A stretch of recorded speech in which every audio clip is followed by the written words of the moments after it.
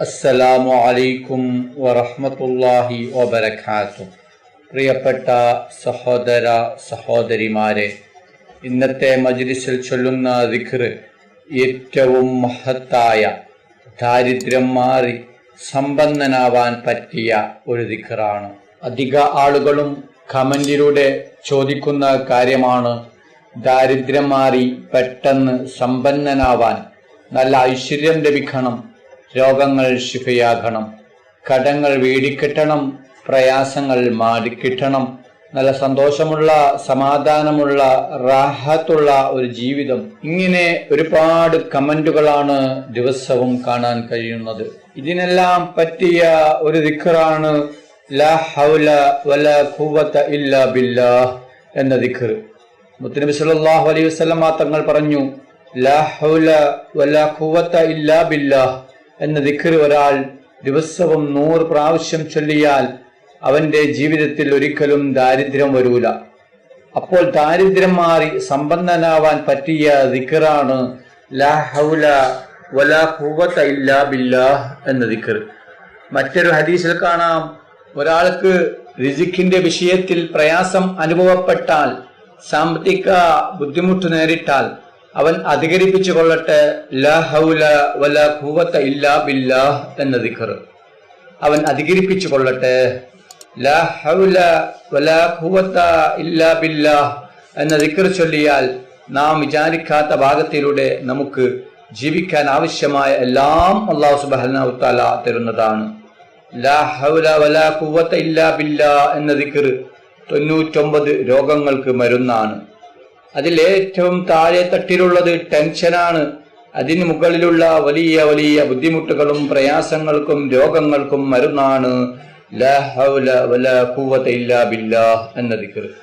ലാ ഹൗല വലാ ഖുവത ഇല്ലാ ബില്ലാഹ് എന്ന ദിക്ർ ദിവസവും 100 പ്രാവശ്യം ചൊല്ലുന്നവർക്ക് ഒരു പ്രയാസവും അല്ലാഹു സുബ്ഹാനഹു വ തആല നൽകൂല.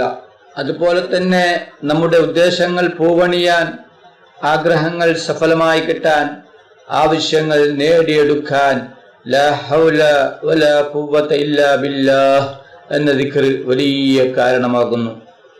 നമ്മുടെ വിഷമങ്ങൾ മാറാൻ, പ്രയാസങ്ങൾ മാറാൻ, ബുദ്ധിമുട്ടുകൾ അകലാൻ, രോഗങ്ങൾ മാറാൻ, ടെൻഷൻ മാറാൻ, ദുഃഖം മാറാൻ, കടങ്ങൾ തീരാൻ, ദാരിദ്ര്യം മാറാൻ ലാ ഹൗല വലാ ഖുവത ഇല്ലാ ബില്ലാഹ് എന്ന ദിക്ർ വലിയ കാരണമാകുന്നു. അതുകൊണ്ട് എല്ലാവരും ദിവസവും ചുരുങ്ങിയത് 100 പ്രാവശ്യമെങ്കിലും ലാ ഹൗല വലാ ഖുവത ഇല്ലാ ബില്ലാഹ് എന്ന ദിക്ർ ചൊല്ലുക. അല്ലാഹു സുബ്ഹാനഹു വ തആല തൗഫീഖ് ചെയ്യട്ടെ. അല്ലാഹു സുബ്ഹാനഹു വ തആല നമ്മുടെ എല്ലാ ഹലാലായ ഉദ്ദേശങ്ങളും ആഗ്രഹങ്ങളും പെട്ടെന്ന് പൂർത്തിയാക്കി തരട്ടെ.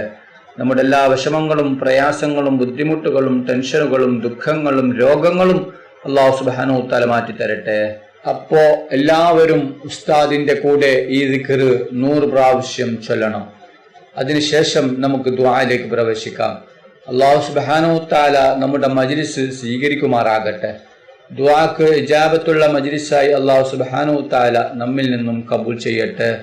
ഈ മഹത്തായ മജ്ലിസിൽ ഒരുമിച്ച് കൂടിയ എല്ലാ സഹോദര സഹോദരിമാർക്കും അല്ലാഹു സുബ്ഹാനഹു വ തആല അർഹമായ പ്രതിഫലം നൽകട്ടെ. ഓരോരുത്തരുടെ മനസ്സിലുള്ള ഉദ്ദേശങ്ങൾ, ആഗ്രഹങ്ങൾ, ആവശ്യങ്ങൾ അല്ലാഹു സുബ്ഹാനഹു വ തആല എളുപ്പത്തിൽ പൂർത്തിയാക്കി കൊടുക്കട്ടെ.